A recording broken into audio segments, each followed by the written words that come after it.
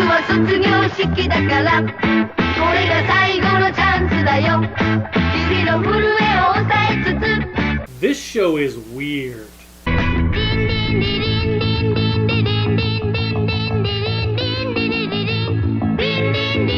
Really weird.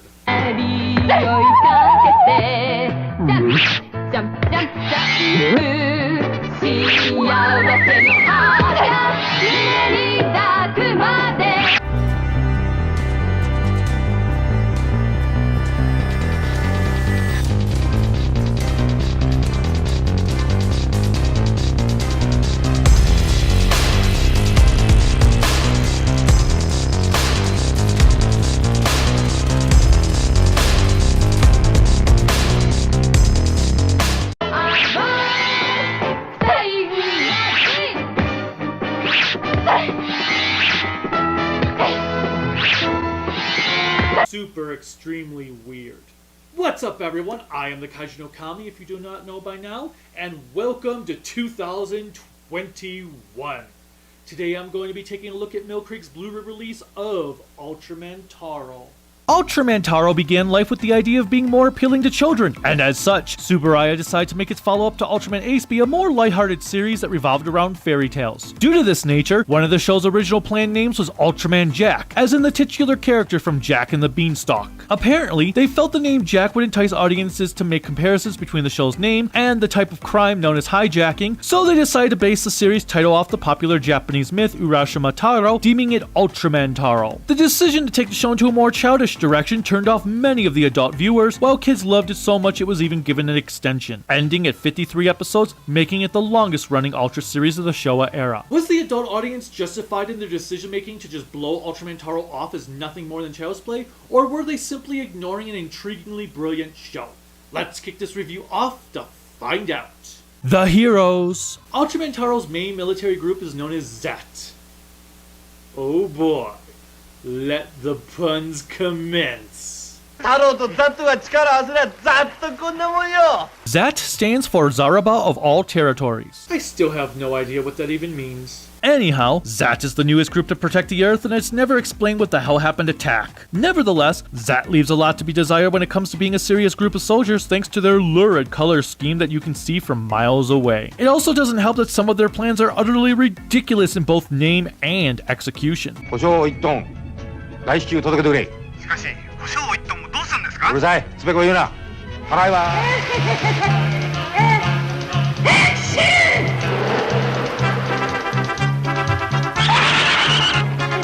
That operation seems to be missing a few lonely hearts, if you know what I mean. I'll shut up now.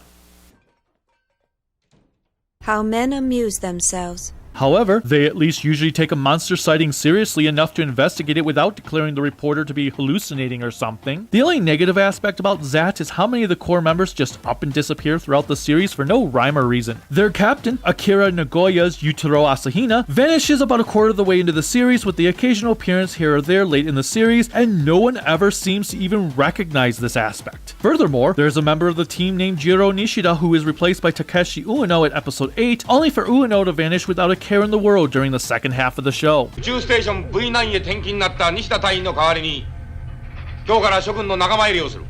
One notable aspect in regard to Asahina is he will often choose his ground team for the day based on who ate curry the night before. ゆうべカレー食べたこともいるか？はい。はい。そうか。私もゆうべカレー食べた。よし。東と南原に調査を命じる。は？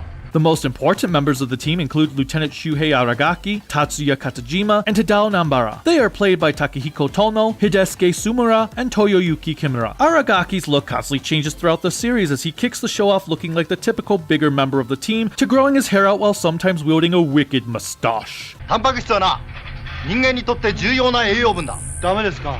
And like with Nishida, he is transferred to another department between episodes, so we never actually get a proper send-off for him. He is then replaced by Nitani Kazumi for the last 3 episodes of the series, which seems rather pointless as it doesn't give the audience time to adjust to Aragaki's departure, nor Nitani's entrance. They should have just promoted one of the main characters we had been following over the course of the entire series as opposed to just introducing a new character the viewer has no attachment to. For example, the second episode of Feature Nitani puts his life in danger, but I felt nothing because I had no affection towards him, so I couldn't have cared less if he had lived or died. Tsuburaya, don't change your cast members at episode 51. Both Katajima and Nambara have a few episodes to their name, one of which allowed us to meet Nambara's crazy mother. 母ちゃんもおかしいと思っちゃったよね。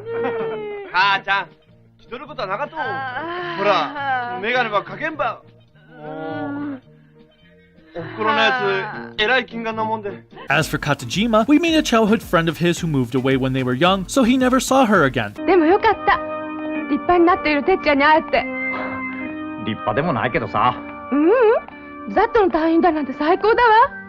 I like both of these characters, though one of the problems with the show is that they never clearly define what each member's role is beyond Aragaki, Nitani, and Asahina. None of them are shown to be a weapons expert, an inventor, or the like, making you wonder if Zat is just full of people who wanted to hang out and fight monsters. There is a female member of the team, Izumi Moriyama, however, she does little to nothing the entire show as if she and her other female cohorts are there to be nothing more than something for the male audience to gawk at. Oh wait, Moriyama does bring the guys ice cream in one episode, so that's something, I guess.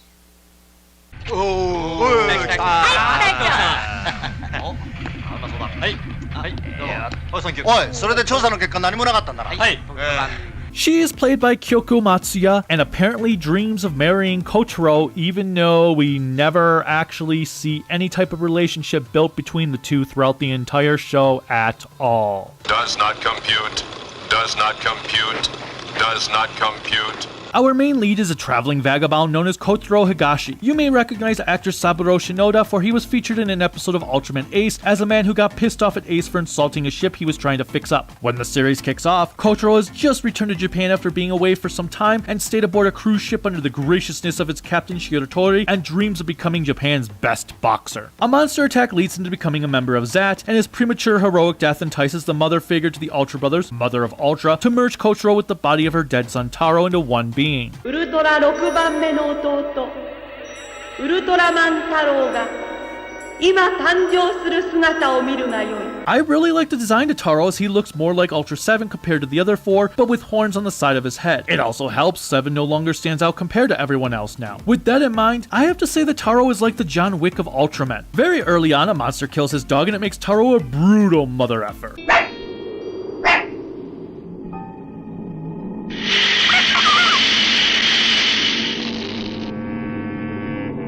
I mean, the dude is relentless at times. There is one episode where he rips the skin off of a crab monster, releasing its eggs upon the land, and after he kills the creature, he imbues a beam onto the babies in order to prevent them from growing, and then helps turn them into a delicacy. これを見てくださいよ。おいおい、あのお化けガニが死んだあたりには、こいつがうじゃうじゃしていますよ。一月のち、東京湾で美味しいカニが無数に取れた。子供たちもこの時だけは腹いっぱいカニを食べた。これも太郎のおかげなのだ。 What the? There's another monster he rips out the stomach of.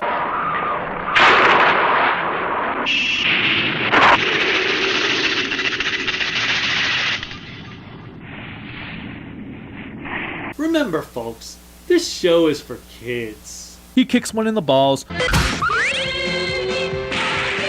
A monster that he decapitates.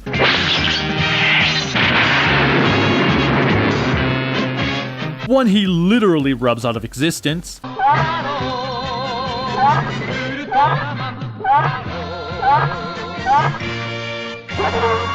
And anything else the show can think of to have an adversary die in such a terrible manner.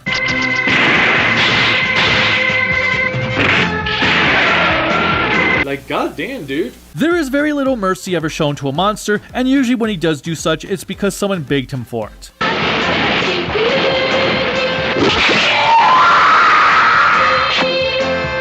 For kids. After becoming a member of ZAT, Kotaro resides at Shiratori's house with his son and daughter Kenichi and Sayori. To no surprise, their mother died years prior to the show, which has Kotaro responding with this. お母さんがいないのはそれは悲しいさ寂しいさだけどケンイチ君だけじゃないぞ日本中にはお母さんのいない子はいっぱいいるんだ See?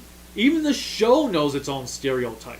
Alternatively, there are living mothers who seem to treat their kids horribly, so maybe Kenichi is better off? 学校から帰ってずっと吹きっぱなしなのよ。赤ちゃんが寝やしないでしょ。こんなの1時間も練習すればたくさんよ。俺のおかげなの。ドル、男の子はめったなことで泣くものじゃありません。 Kenichi ends up looking up to Kotaro as a big brother and will always stand up for what is right, whether it is defending a helpless child against a group of bullies, to defending Zat every time someone doubts their ability to defend the Earth. As for Sayori, she falls madly in love with Kotaro as the show progresses. Like with Moriyama, she dreams of marrying Kotaro as hilariously recorded here in her imagination.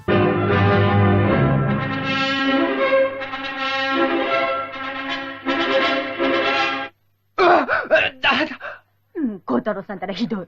ちょっと待ってくれよ。僕が一体何をしたってんだよ。 Sayori also has to take care of Kenichi as if she were his mother. Kenichi is played by Shinya Saito, while Mayumi Asuka portrays Sayori for the first 16 episodes, leaving Keiko Ono to take over the role for the remaining ones. Lastly, all of our previous Ultramen make an occasional appearance throughout the show in both human and Ultra form. Though, I do kind of feel hypocritical for talking about my disdain for the newer Ultramen always having to receive help from the older ones, while blatantly ignoring that it happened just as much back then. I do like how the previous Ultramen do criticize Taro for always relying on their help when the situation gets tough, even though there were times when it was not by his choice. He does gain an upgrade away into the series in the form of a bracelet that allows him to continue excessively pulverizing his opponents.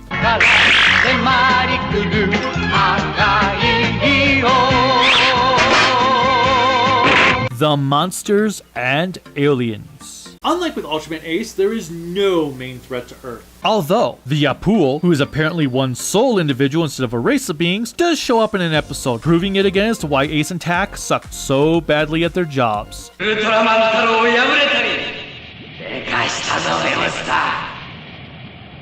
今日はこれまでだ。引き上げよう。 He even brings some of his terrible monsters with him for Taro to contend with. Other past nuisances appear, which include a really bad-looking Mayphilus,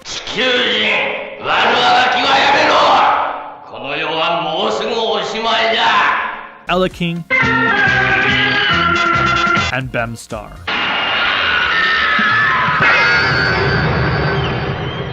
For the most part, all of the monsters and aliens found in the show are brand new, some of which are very awkward looking and have weird gimmicks, such as this monster who loves to laugh and eat people,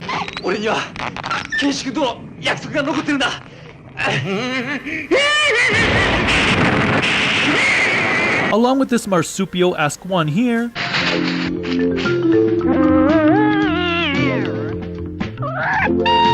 a shy walrus beast,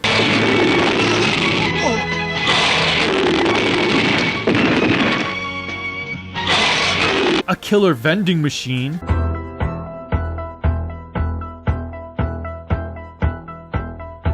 and whatever this thing is supposed to be. Some folk will never eat skunk, but then again some folk will, like Cletus the slack-jawed yokel. Alternatively, and Margo is a pretty badass adversary,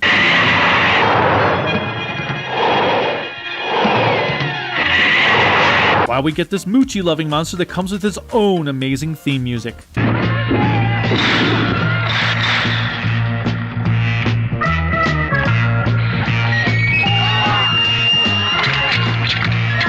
There's even an alien who is all excited to finally visit Earth, only for this to happen.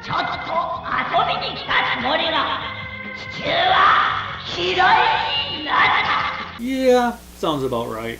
The most notable monster, however, might be the first appearance of Birdon, or the creature I have nicknamed Testico Chicken Face in my other reviews.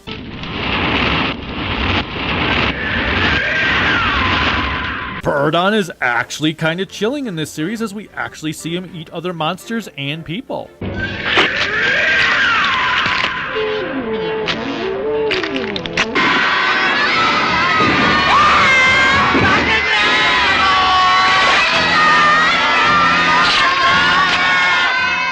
Kids. The only problem I have with the vast majority of monsters found in this show is that they all breathe fire. It can get a tad boring at times just watching episode after episode of monsters who shoot flames out of their mouths and nothing more. Of course, that doesn't mean there isn't the occasional change-up as a couple like to fart.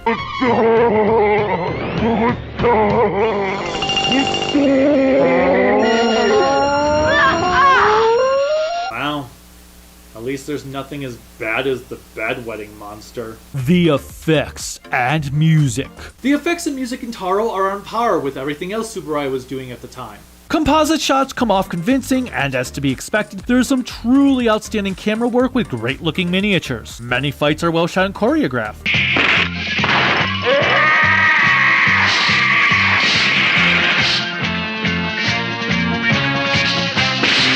When the show needs to be creepy, it does it efficiently, as seen here when an estranged woman acts very peculiar.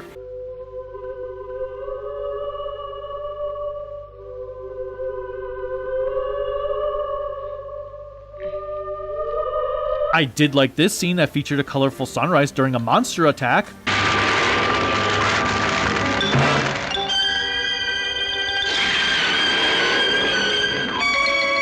And there's another episode featuring a prodigious rainstorm.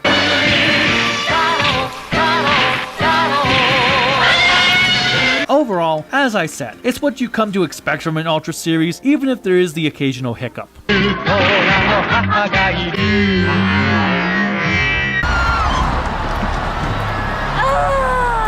I can pretty much say the same with the soundtrack, which was done mostly by Masanobu Higurashi. Like the series itself, the music is all over the place in tone. Sometimes the music can be a bit too light and fluffy,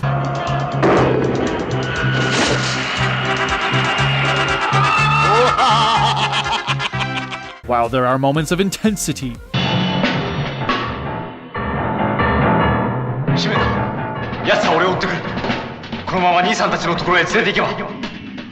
It works though. Very rarely did I watch a scene in which the music had been quite different in that scene compared to what I was actually hearing. The opening theme, sung by Taru Takamura, is reminiscent to what the previous shows were doing with its catchy tune and child choir lyrics.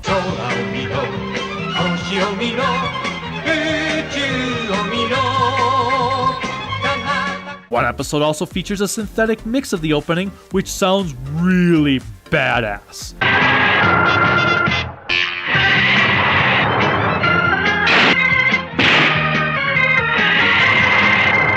Finally, as with the shows before it, there is no ending theme. The episodes. You know, despite silly nature, I found myself enjoying this show immensely. The only episodes I can actively say I hated was a two-parter that involved giant tortoises and poachers, which were titled Giant Sea Turtle Monsters Attack Tokyo and Parent Star, Child Star, First Star. In this duology, a group of poachers attack two giant turtles while burying some eggs as they want to become rich by turning them into a sideshow attraction.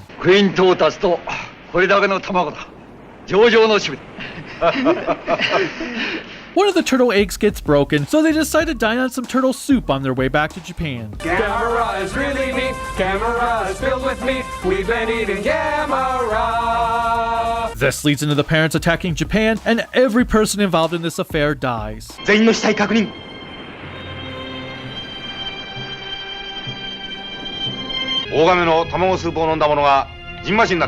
And nothing of value was lost. Some other stuff occurs, which includes a few fights with Taro, and the tale ends without me having any idea what the hell I just watched.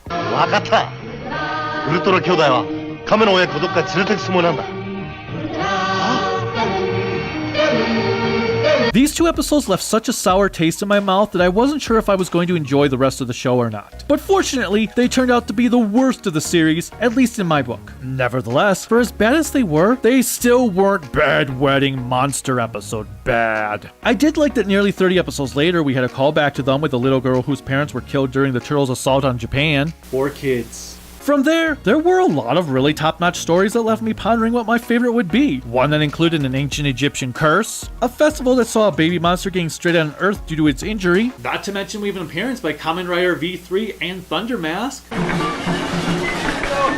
I mean, granted, they're just masks, but still, that's cool. The one within Margot. However, I think my ultimate favorite belongs to You Swine! The Bride Cried. First off, one of the things I found compelling about this episode was how little screen time Zet had. The show revolves mostly around a child who is helping his sister sell cooked sweet potatoes and thinks he sees an alien land in one of the complexes her fiancé is constructing. 今あのマンションに宇宙人が降りたんだ。宇宙人？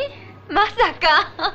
本当だよ! The next day, the fiancé and all of his co-workers act really strangely, causing the brother to investigate the situation and learning the truth. ブロスト様、何かご用でございますか?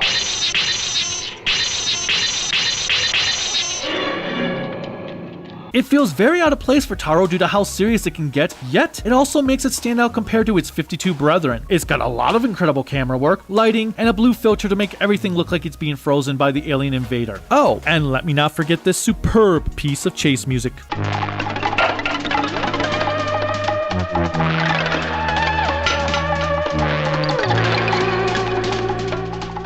Not to mention, it's one of the few episodes that does not feature its antagonist spewing out flames. What killed the dinosaurs? The Ice Age! The Blu-ray. By now you know what to expect. We've got the Blu-ray here with the slip case, the case that holds discs and trays, and the booklet with all the episode information and monsters and all the like. And then we've got the steelbook that also has the booklet, and then the discs stacked. So, unless this is your first Ultra release, that's what you're gonna get, and you already know that. Just like with the last several releases, the Blu-ray itself is pretty solid. There were maybe a small number of scenes I noticed compression from, though that could just be an excessive amount of grain. There is one episode that does have some weird moment where the video seems to drop out of HD, and I'm not sure if it's just from the source it was remastered from, or if someone at Tsuburaya missed that scene. My guess is that it has to do with the original source, however, it was still an oddball situation to gander. Subtitles are pretty solid with the only occasional mishap.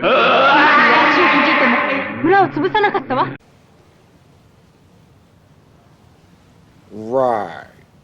For some reason, it feels like in many episodes they just love to call Zat by its entire name instead of just putting it as Zat, but whatever. In the end, like I said, I had an ultra good time with this series despite its weirdness and childish nature. Aside from the poor characterization of Zat and the occasional dodgy effect, I've got nothing to complain about here. I enjoyed the show so much, I am giving it a solid 4 out of 5 grown-ups in spandex. I don't know why I enjoyed this show as much as I did. Maybe it's because people told me that it was worse than Ace, and I hated Ace, that my expectations were so low, but I truly believe that this show is completely misunderstood by its fan base, as it is one of the most fun Ultra series out there. It's not going to be to everyone's taste, but I definitely recommend checking it out, as it is a must-watch. Until next time, that's all, folks.